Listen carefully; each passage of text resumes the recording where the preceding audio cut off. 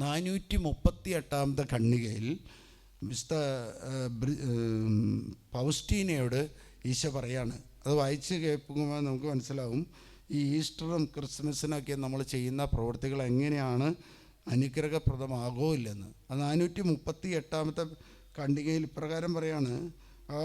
പൗസ്റ്റീനയോട് പറയാണ്, മകളെ, ഞാൻ കാലിത്തൊഴുത്ത് മുതൽ കാൽവരി വരെ അർപ്പിച്ച ആ ബലി നീ ചെയ്യണം.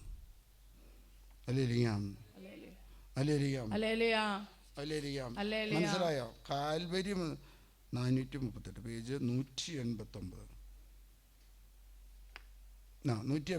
പറയാണ്, പുൽക്കൂട് മുതൽ കുരിശിലെ മന്നം വരെയുള്ള എൻ്റെ ജീവിതത്തിൻ്റെ മാതൃകയിൽ നിൻ്റെ ജീവിതം രൂപപ്പെടണം. നമ്മുടെ ജീവിതം എങ്ങനെയായിരിക്കും? ഇങ്ങനെയാണോ? പുൽക്കൂട് മുതൽ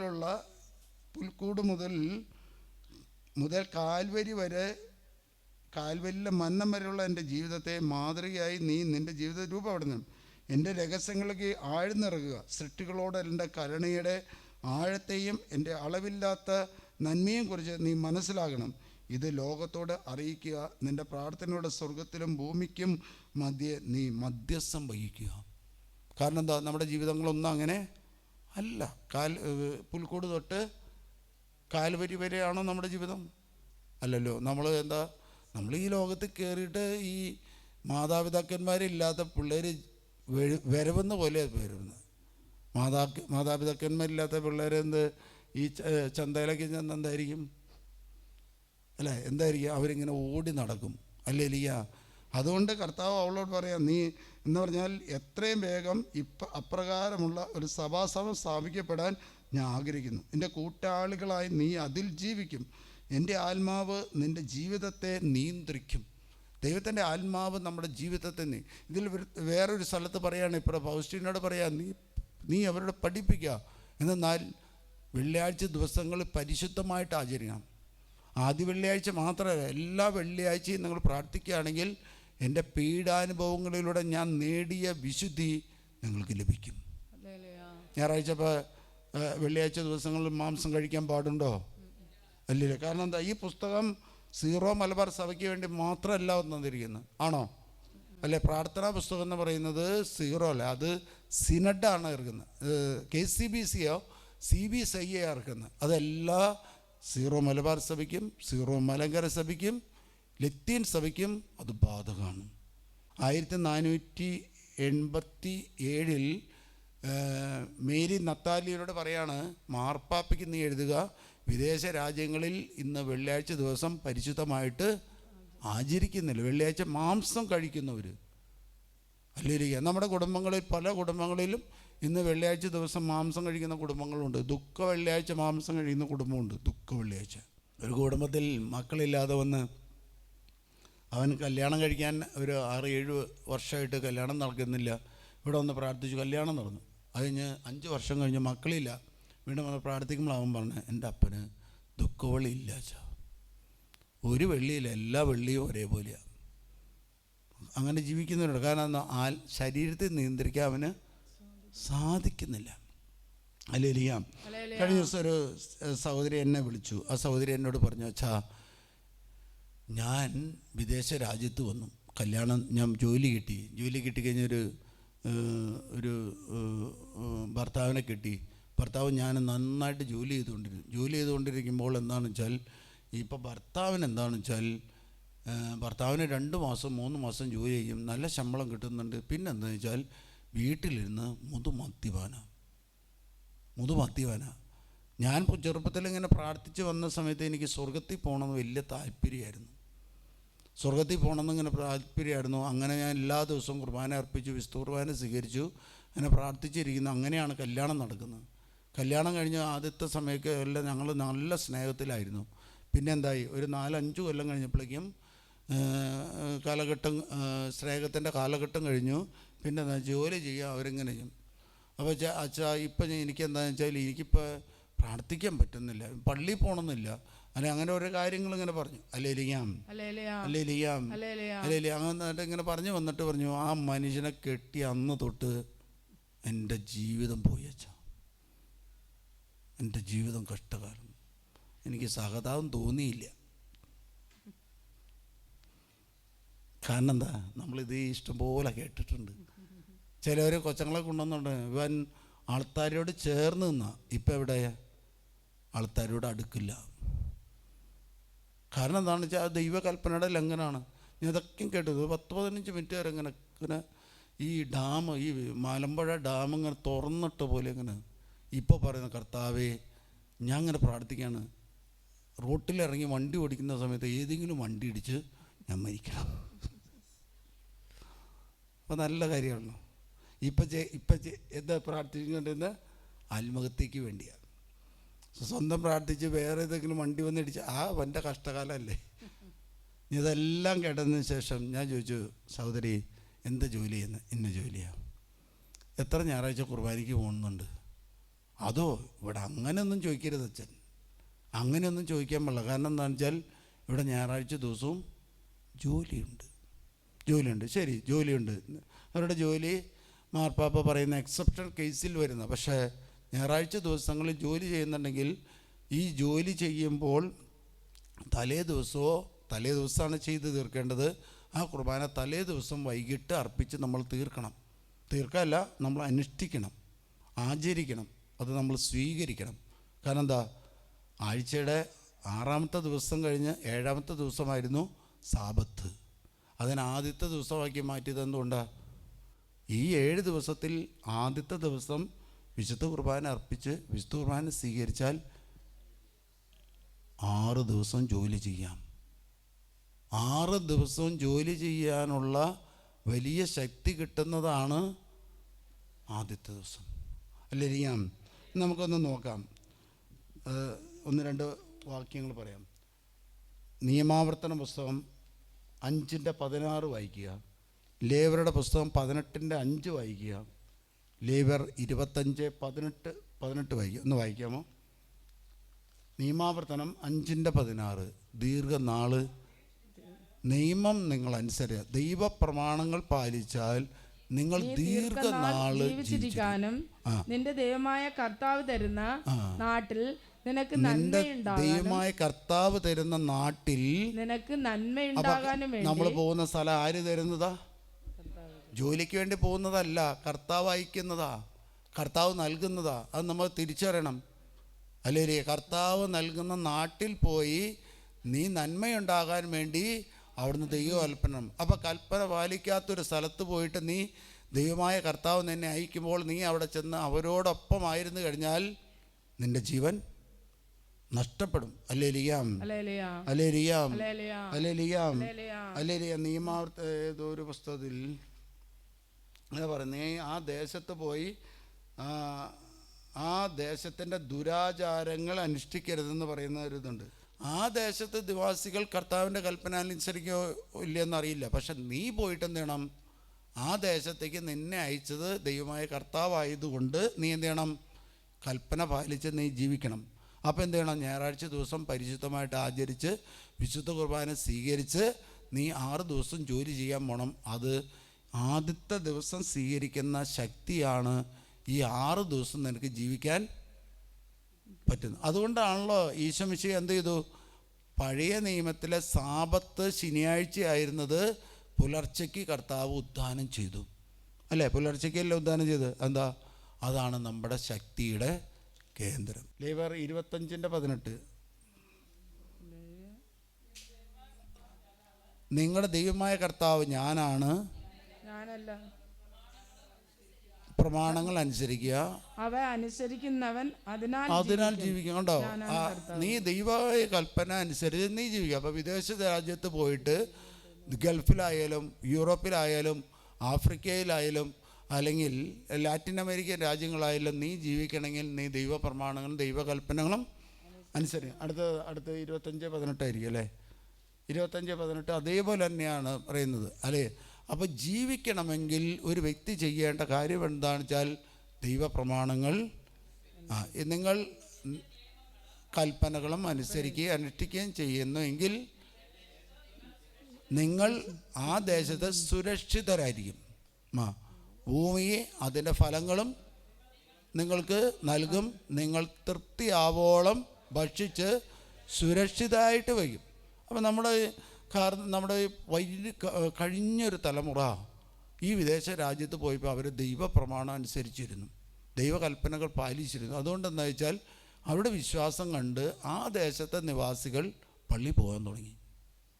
കാരണം അത് നമ്മുടെ ഈ ഇവിടുന്ന് പോയപ്പോൾ ആ കഴിഞ്ഞ തലമുറ, ഈ തലമുറ എന്നല്ല, ആ കഴിഞ്ഞ തലമുറ ആദ്യകാലത്ത് കുടിയേറിയവർ അവിടെ ചെന്നിട്ട് ആ ദേശത്തെ ദേവാലയങ്ങൾ അടയ്ക്കപ്പെട്ടതെല്ലാം അവർ പ്രാർത്ഥിച്ച് വാങ്ങാൻ തുടങ്ങി. അപ്പോൾ അവിടുത്തെ വെള്ളക്കാർക്ക് അവർ പറഞ്ഞു, ഓ ഇവരുടെ വിശ്വാസം, ഇവരുടെ പ്രാർത്ഥന, ഇവരുടെ ചൈതന്യം, ഇവിടെ വിശുദ്ധി കണ്ട് അവർ മനസ്സിലായി. അപ്പോൾ അവർ പ്രാർത്ഥിക്കാൻ പോയി തുടങ്ങി. കാനഡയിൽ ആദ്യമായിട്ട് ഒരു ദേവാലയം മേടിച്ചപ്പോൾ അവർ പറയാം, ഞങ്ങൾ പൂട്ടിപ്പോയി, ഞങ്ങളുടെ ആൾക്കാർ പള്ളി പോകാതെ ഇങ്ങനെ അടച്ചു കിടക്കുന്ന ദേവാലയങ്ങൾ അവർ മേടിച്ച് പ്രാർത്ഥിക്കുമ്പോൾ അവർ പ്രാർത്ഥിക്കുന്നത് കണ്ടപ്പോൾ ഞങ്ങൾ പ്രാർത്ഥിക്കാൻ തുടങ്ങി. അവിടെ ചെന്ന് അപ്പോൾ ആ ജനത കഴിഞ്ഞു, പിന്നീടുള്ള ജനത കഴിഞ്ഞു, പിന്നീട് വന്ന് ഇപ്പം എന്തായി, നമ്മുടെ പിള്ളേർ പോയിട്ട് പള്ളി പോകുന്നില്ല, പ്രാർത്ഥിക്കുന്നില്ല. അതുകൊണ്ട് ആ ദേശം ഒരു നിയമം പാസ്സാക്കി, നമ്മുടെ ഈ ഇന്ത്യയിൽ നിന്ന് ആൾക്കാരെ വേണ്ട, നമ്മുടെ കുട്ടികൾ ദേശത്ത് പോയിട്ട് നല്ല രീതിയിൽ ജീവിക്കുകയാണെങ്കിൽ നമ്മുടെ ആൾക്കാരെ വീണ്ടും വേണമെന്ന് ആവശ്യപ്പെടും. അല്ലേ ഇരിക്കുക. നീ ചേച്ചിയോട് ഇങ്ങനെ സംസാരിച്ചു, കുർബാനയ്ക്ക് പോകുന്നുണ്ട്? ഇല്ല ഫാദർ, മാസത്തിൽ 1-2 കുർബാനയ്ക്ക് പോകാൻ പറ്റുള്ളൂ. ബാക്കി കുർബാനയ്ക്കോ പരിഹാരം ചെയ്യുന്നുണ്ടോ? തലേ ദിവസം പോകുന്നുണ്ടോ? പിറ്റേ ദിവസം ഇല്ല ഫാദർ. അപ്പോൾ എന്തായി? 3-ാം കൽപ്പന ലംഘിച്ചു. ഞാൻ നിങ്ങൾ കൗണ്ട് ചെയ്തോ? 3-ാം ലംഘിച്ചു. അല്ലേ ലിയാം? എത്ര നാളായി? ഇത്ര നാളായി. ഞാൻ ചോദിച്ചു, അടുത്ത് ചോദിച്ചു, എന്താ ആണ്ടുവട്ടത്തിൽ ഒരിക്കൽ കുമ്പസാരിക്കണം, പെസഹ കാലത്ത് വിശുദ്ധ കുർബാന സ്വീകരിക്കണം. ഞാൻ ചോദിച്ചു, പെസഹ കാലത്ത് കുർബാനയ്ക്ക് പോകുന്നുണ്ടോ? ഇല്ല ഫാദർ, ഇവിടെ ജോലിയുള്ള ദിവസമാണ്. എന്ന് പോകുന്നുണ്ട്? ദുഃഖവെള്ളിയാഴ്ച പോകുന്നുണ്ട്. ദുഃഖവെള്ളിയാഴ്ച കുർബാനയുണ്ടോ? ഇല്ലല്ലോ. കുർബാന തലേ ദിവസം വാഴ്ത്തിയത് സ്വീകരിക്കുക മാത്രമേ ചെയ്യുന്നു. ഇതെത്ര വർഷമായി? വർഷങ്ങളായി ഫാദർ. കാരണം എന്താ? പെസഹ ഞങ്ങൾക്കിവിടെ ജോലിയാണ്. ചില സ്ഥലങ്ങളിൽ ജോലി ഉണ്ടാവും, പക്ഷേ അന്നെന്ത് ചെയ്യും? സഭ തന്നെ വൈകിട്ട് ആ കുദാശകൾ പരികർമ്മം ചെയ്തു കൊടുക്കും. ഞാൻ ചോദിച്ചു, അങ്ങനെയുണ്ടോ ഫാദർ? ഇവിടെ പള്ളി അടുത്തില്ല. പള്ളി അടുത്തുണ്ടായ സ്ഥലങ്ങളായിരുന്നു. അല്ലേ ലിയാം? അല്ലേ ഈസ്റ്ററിന് ഖുർആനിൽ പോകുന്നുണ്ട് ഫാദർ. പിന്നെ ഞാൻ ചോദിച്ചു, നിങ്ങൾ വെള്ളിയാഴ്ച മാംസം കഴിക്കുന്നുണ്ടോ? എന്താ ആണ്ടിലൊരിക്കൽ 2 വിലക്കപ്പെട്ട ഭക്ഷണപദാർത്ഥങ്ങൾ ഒഴിവാക്കണം. അവർ പറഞ്ഞു, ഫാദർ അങ്ങനെ ഇവിടെ വന്ന വെള്ളിയൊന്നും നോക്കലില്ല, എല്ലാം ഒരേപോലെ തന്നെയാണ്. കൽപ്പന പോയോ? അപ്പോൾ ആണ്ടുവട്ടത്തിലൊരിക്കൽ അടുത്തൊരു കൽപ്പന പോയി. ആദ്യത്തെ 3-ാമത്തെ കൽപ്പന പോയി. പിന്നെ ഇപ്പം മാംസം വർജിക്കുന്നത് പോയി. ഉപവാസം എടുക്കുന്നുണ്ടോ? അങ്ങനെ ഉപവാസം നോക്കാറില്ല ഫാദർ, ഉപവാസം നോക്കാറില്ല. അല്ലേ ലിയാം? ഒരു കൊച്ചിനെ ഇവിടെ കൊണ്ടുവന്നു. ആ കൊച്ചെന്ന് വെച്ചാൽ അവൻ 5-ാം ക്ലാസ് വരെ പഠിച്ചു. 5 സ്കൂളിലാണ്. ഇപ്പോൾ അടുത്ത സ്കൂളിലേക്കാണ്. കാരണം എന്താ വെച്ചാൽ അവന് ദേഷ്യം വരുമ്പോൾ എല്ലാവരുടെയും മുഖത്തേക്ക് ഇവനിങ്ങനെ വെച്ചിട്ട് കുത്തും, മൂക്കിനിട്ട് കുത്തും. വിദേശ രാജ്യം. അപ്പോൾ അവർ നാട്ടിൽ കൊണ്ടുവന്നു.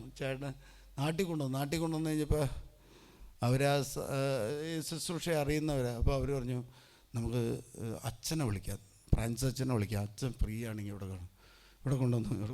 കുറേ കൊച്ചുങ്ങൾ ഇവരോടെയും ചോദിച്ചു, ഇങ്ങനെയൊക്കെയും ചെയ്യുന്നുണ്ട്. ഞാൻ ഈ കൊച്ചിന് വേണ്ടി പ്രാർത്ഥിക്കുമ്പോൾ ഈ കൊച്ചിൻ്റെ ഫാദർ ചെയ്യുന്ന മേഖലയാണ്. കടുത്ത പറയും, ഫാദർ ചെയ്യുന്നുണ്ട്. കാരണം എന്താണെന്ന് വെച്ചാൽ അവർ പോയിട്ട് വിദേശ രാജ്യത്ത് അവരൊരു മലയിൽ വിഗ്രഹാരാധന നടത്താൻ തുടങ്ങി. ശനിയാഴ്ച വൈകിട്ട് ഇവർ ബസ് വിളിച്ചിട്ട് ഇവർ പോവും, ഒന്നിച്ച് പോവും. അല്ലെങ്കിൽ അത് മലയിൽ പോകുന്ന ആൾക്കാരുണ്ടല്ലോ. അങ്ങനെ ഇവിടുത്തെ ഒരു മല അവിടെ അവർ സൃഷ്ടിച്ചു. മലയാളികൾ അവിടെ പോയാലും അവർക്ക് ഒരു കൃപയല്ല, നാട് അവരുണ്ടാക്കും. അല്ലെങ്കിൽ ഇപ്പോൾ കഴിഞ്ഞ തവണ നമുക്കറിയാം, ലണ്ടനിലും കണ്ട് ചെണ്ട കൊട്ടി റോട്ടിലൂടെ ബ്ലോക്ക് ചെയ്ത് വിട്ട് കിട്ടി അടി. കേരളത്തിൽ ചെയ്യുന്ന അതേ പ്രദർശനം ഇറങ്ങിയാൽ ഒരു വണ്ടിയും വിടില്ല. പാലക്കാടല്ല, പാലക്കാടിൻ്റെ അപ്പുറത്ത് ഞാൻ പോലും കഷ്ടപ്പെട്ട് പോയിട്ടുണ്ട്. കാരണം എന്താ? ആ പെരുന്നാളെന്ന് പറഞ്ഞാൽ ബ്ലോക്ക് ചെയ്യണം.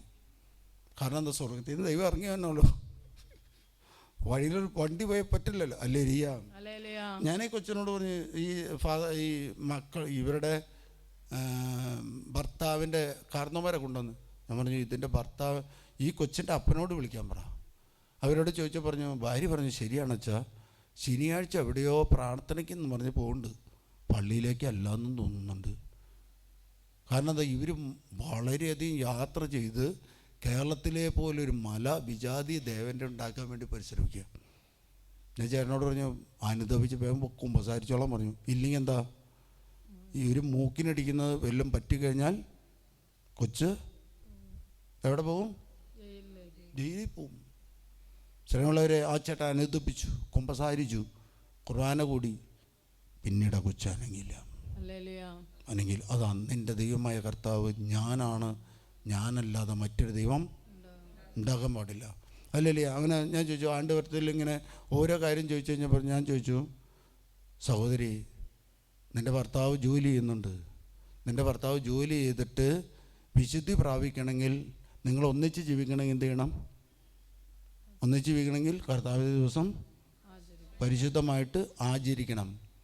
ഞായറാഴ്ച ദിവസങ്ങളിൽ ജോലി ചെയ്യാൻ പാടില്ല. ജോലി ചെയ്യാവുന്ന ചില ജോലിയുണ്ട്, പോലീസ് അല്ലെങ്കിൽ പട്ടാളം, നഴ്സുമാർ, ഡോക്ടർമാർ, എമർജൻസി കേസിൽ ചെയ്യാവുന്നതാണ്. അല്ലേലിയ. ആണ്ടുവട്ടത്തിൽ ഒരിക്കൽ കുമ്പസാരിക്കണം, പെസഹകാലത്ത് വിശുദ്ധ കുർബാന സ്വീകരിക്കണം. അപ്പോൾ ഈ കുർബാന ആണ്ടുവട്ടത്തിൽ നിങ്ങൾ കുമ്പസാരിച്ച് പെസഹയ്ക്ക് സ്വീകരിച്ചില്ലെങ്കിൽ അതിന് പറയുന്ന ആഴ്ചയാണ് പീഡാനുഭവ ആഴ്ച. വലിയ ആഴ്ച എന്ന് പറയുന്നത് പീഡാനുഭവ ആഴ്ച. യേശു പീഡാനുഭവം. നിങ്ങളുടെ വീട്ടിൽ, ഞാൻ ഒരു കാര്യം ചോദിച്ചു, സഹോദരി നിങ്ങളുടെ വീട്ടിൽ അപ്പം മരിച്ചു കിടക്കുക, നിങ്ങൾ വിദേശത്ത് നിൽക്കുമെന്ന് ചോദിച്ചു. നിൽക്കുമോ? ഇല്ല ഫാദർ, ഞാൻ നാട്ടിൽ വരും. ഞാൻ ചോദിച്ചു, നിങ്ങളുടെ അപ്പനേക്കാളും വലിയവനാണ് മരിച്ചു കിടക്കുന്നത്. ആ മരിച്ചു കിടക്കുന്നതിൻ്റെ തലേ ദിവസം അവൻ അനുഭവിക്കുന്ന വേദനയുടെ മൂർത്തിഭാവത്തിലാണ് അവൻ പരിശുദ്ധ കുർബാന സ്ഥാപിച്ചത്. നിങ്ങൾക്ക് വീട്ടിൽ നിൽക്കാൻ പറ്റുമോ? വിശുദ്ധ കുർബാന ആയതുകൊണ്ട് നിൽക്കും. നിങ്ങളുടെ അപ്പനാണ് മരിച്ചതെങ്കിൽ, അപ്പൻ വേദന അനുഭവിച്ച് വെൻറ്റിലേറ്ററിൽ കിടക്കുകയാണെങ്കിൽ നിങ്ങൾ ഫ്ലൈറ്റ് പിടിച്ച് നാട്ടിൽ വരും. ശ്രേയമുള്ള ചേച്ചി, നിങ്ങൾക്ക് ജീവൻ നൽകുന്ന നിങ്ങളുടെ കർത്താവാണ് ഇവിടെ കിടക്കുന്നത്. ഇതിങ്ങനെ ഓരോന്നും ലംഘിച്ച് കഴിഞ്ഞപ്പോൾ എന്തുണ്ടായി? നിങ്ങളുടെ ശക്തി ചോർന്നു പോയി. ആ സഹോദരി പറയാം, ഫാദർ നാട്ടിൽ നല്ല ജോലി ഉണ്ടായതാ, ആ ജോലിയെല്ലാം ഞങ്ങൾ ഒഴിവാക്കി വിദേശത്ത് നല്ല സുരക്ഷിതമാണെന്ന് വിചാരിച്ച് വന്നതാണ്. ഇപ്പം എന്തായി? അശ്രീ പറഞ്ഞ പെട്ടുപോയി ഫാദർ, പെട്ടുപോയി. അതിൽ ഒരു കൊച്ചിനെ ഇവിടെ കൊണ്ടുവന്നു. കേരളത്തിൽ ഒരു സ്ഥലത്തുനിന്ന് ഒരു ക്രിസ്ത്യാനി കൊച്ചിനെ ഹിന്ദു കൊണ്ടുവന്നു. അവനെന്താണെന്ന് വെച്ചാൽ, അവനോട് വേറൊരു പയ്യൻ പറഞ്ഞു, ഒരാണ് പറഞ്ഞു നമുക്കൊരു വീടെടുത്ത് നമുക്ക് വീട്ടിൽ താമസിക്കാമെന്ന് പറഞ്ഞു. അപ്പോൾ ഇവനെ ക്ലിക്കായില്ല, ഇതെന്താ കേസെന്ന്. അപ്പോൾ എന്നാൽ ശരി നോക്കാം എന്നിങ്ങനെ ചിന്തിച്ചുകൊണ്ടിരിക്കുമ്പോഴാണ് തൊട്ടയൽക്കത്തെ ചേട്ടൻ കൊണ്ട് വിളിച്ചുകൊണ്ടിരാണ്. ഇവിടെ കൊണ്ടുവന്നു, അപ്പനെയും കൂടി കൊണ്ടുവന്നു. ഞാൻ ഇവനോട് ചോദിച്ചു, ഇവൻ 12ാം ക്ലാസ് വരെ എന്ത് പഠിച്ചതാ? വേദപാഠം പഠിച്ചത്. അല്ലേ? അതൊക്കെ ചടങ്ങാ, അതൊക്കെ ഒരു ഓക്കാണ്. കാരണം എന്താ? അതാ ജീവൻ നൽകുന്നത്. അത് പഠിച്ചാൽ നമ്മുടെ മക്കൾ എവിടെ പോയാലും അനുസരിക്കും. ഈ ചേച്ചി ആദ്യം തൊട്ട് സ്വർഗത്തിൽ പോകാൻ വേണ്ടി സ്വർഗത്തിൽ പോകുമ്പോൾ പ്രാർത്ഥിച്ചപ്പോൾ എന്താ? കർത്താവ് കൽപ്പനകളും പ്രമാണങ്ങളാണ് പഠിപ്പിച്ചത്, അല്ലേ? ദൈവവചനങ്ങളാണ് പഠിച്ചത്. ഇപ്പം എന്തായി? വിദേശത്ത് പോയപ്പോൾ ഇത് ഓരോന്നും ലംഘിക്കാൻ തുടങ്ങി. അപ്പോൾ സ്വർഗത്തിൽ പോവോ? കൊച്ചുറപ്പത്തിൽ പഠിപ്പിക്കുന്ന എന്തിനു വേണ്ടിയാ? ഞാൻ ഈ പയ്യനോട് ചോദിച്ചു, നീ 1ാം ക്ലാസ് പാസ് ചെയ്തല്ലേ? ഞാൻ അവനോട് ഇങ്ങനെ ചോദിച്ചു വന്നപ്പോൾ അവൻ പറഞ്ഞു, ഇല്ല ഫാദർ എനിക്കിപ്പം മനസ്സിലായി. എന്താ ഞാനാണോ ഒന്ന് ജീവിക്കുന്നത് എന്തിനാണെന്ന് വെച്ചാൽ എനിക്കത് ക്ലിക്കായില്ല ഫാദർ. കേരളത്തിലും തുടങ്ങിയിട്ടുണ്ട്, കേരളത്തിലുണ്ട്. ഞാൻ അവനോട് പറഞ്ഞു, ഞാൻ ഇവനെ പുറത്താക്കിയിട്ട് അപ്പനെ വിളിച്ചു. ചേച്ചി എവിടെയാണെന്ന് ചോദിച്ചു. 12 മാസം വിശുദ്ധ കുർബാനയില്ല, കൂദാശയില്ല, കുമ്പസാരിക്കല്ല, ഇതില്ലാതെ ഒരു ഹോസ്പിറ്റലിൽ ഒരു ഹോസ്റ്റലിൻ്റെ വാർഡനായിട്ട് ജീവിക്കുക. മക്കൾ പോവോ? മക്കൾ വഴിവിട്ട് പോവോ? പോവും. ഞാൻ ചോദിച്ചു, ആ ചേട്ടൻ പറയാണ്, അച്ഛാ അതിനെക്കുറിച്ച് അച്ഛൻ പറയരുത്. കാരണം എന്താ? അവൾക്ക് ഇഷ്ടംപോലെ ശമ്പളം കിട്ടും. ഞാൻ പറഞ്ഞു, ഇഷ്ടംപോലെ ശമ്പളം കിട്ടുന്നതിനാണ് ഇവൻ തുടങ്ങിക്കൊണ്ടിരിക്കുന്നത്. എന്താ? ഇവൻ ബിസിനസ് തുടങ്ങുകയാണ്, വേറെ ബിസിനസ് തുടങ്ങുകയാണ്. അല്ലേ? കഴിഞ്ഞ ദിവസം ചേട്ടൻ ഇവിടെ വന്നു. ഒരു ദിവസമല്ല, 3 ദിവസം വന്നു. 3-4 മാസമായിട്ട് മകൻ മകന് ഇവിടുന്ന് ജോലി കിട്ടിപ്പോയപ്പോൾ 45-50 കിലോമീറ്റർ അകലെയാണ് പള്ളി. അതുകൊണ്ട് കിട്ടിയ പണി ഇഷ്ടം പോലെ പൈസ ഉള്ളതാണ്. അത് ബിൽഡിങ് പണിയുന്ന സൈറ്റിലേക്ക് പോയി. അവിടെ പോയിട്ട് അവിടുത്തെ അക്രൈസ്തവരായിട്ട് ബന്ധപ്പെട്ട് അവരായിട്ട് കൂട്ടുകെട്ട് കയറി 7-8 സിം എടുത്തു. സിമ്മിൽ ഒരു സിം അവൻ്റെ കയ്യിലുള്ളൂ. ബാക്കി ആരും കൊണ്ടുപോയി? അക്രൈസ്തവരും കൊണ്ടുപോയി. അല്ലേ ഇപ്പോൾ പെട്ട് കിടക്കുക. ഇവൻ്റെ വിസ പിടിച്ചു, ഇവൻ്റെ എല്ലാ ഡോക്യുമെൻ്റ് അവർ പിടിച്ചു. എന്നിട്ട് ചേട്ടൻ ലൈവ് വഴി വിളിച്ചിട്ട് പറയാം, അച്ഛൻ ഒന്ന് ബന്ധിക്ക്, ഒന്ന് സ്വതന്ത്രനാകട്ടെ. ഇത് എത്ര നാളായി? 7 വർഷമായി. പള്ളിയിൽ പോയിട്ടുണ്ടോ? ഇല്ല. കുദാശകൾ ചെയ്യാൻ ഇല്ല. എന്തിനാ പോയത്? ഏറ്റവും കൂടുതൽ പൈസ കിട്ടുന്ന ഒരു നാട്ടിലേക്ക് പോയി. രണ്ടാമതും വന്നു, ഭാര്യേനെയും കൂട്ടി. മൂന്നാമതും വന്നു, മക്കളെയും കൂട്ടി. ചേട്ടനെ മോചിപ്പിക്കാൻ. എന്തു പറ്റി? പോയ ദേശത്ത് അവൻ ദൈവകൽപ്പന നമ്മൾ വായിച്ചെന്താ? അവൻ സുരക്ഷിതമായിരിക്കും, ദീർഘായുസ് കിട്ടും. അല്ലേ? ആണോ? ദീർഘായുസ് കിട്ടും. അല്ലേലിയ. ഇപ്പം പെട്ടത് എന്തുകൊണ്ടാണ്? ദൈവ ആരാധനയില്ല. അതാണ് മത്തായിയുടെ സുവിശേഷം 13:25 പറയാണ്, നമ്മൾ ഗോതമ്പ് ചെടിക്കുള്ളിൽ എന്ത് വിതച്ചിട്ട് പോയി? കളകൾ വിളിച്ചു. അതാരെ കളകൾ വിളിച്ച്? നമ്മൾ വിദേശ രാജ്യത്ത് ജോലി ചെയ്യാൻ പോയി. ജോലി ചെയ്തത് വന്നപ്പോൾ എന്തുണ്ടായി? ദൈവകൽപ്പന പതുക്കെ ഓരോന്നായിട്ട് ലംഘിക്കാൻ തുടങ്ങി. അപ്പോൾ ആര് കയറി? സാത്താൻ നമ്മുടെ കുടുംബത്തിൽ കയറി. ഇപ്പം ആരെ കുടുംബം നയിക്കുന്നത്? സാത്താനാണോ? സാത്താന. ദൈവപ്രമാണങ്ങൾ ലംഘിക്കുമ്പോൾ, ഓരോ ദൈവപ്രമാണങ്ങളും ലംഘിക്കുമ്പോൾ നമ്മുടെ കുടുംബത്തിൽ, നമ്മുടെ ശരീരത്തിലേക്ക് സാത്താൻ കയറും. കാരണം എന്താണെന്ന് വെച്ചാൽ പരിശുദ്ധാത്മാവിൻ്റെ ശക്തി നമ്മളിൽ ഇല്ലാതെ.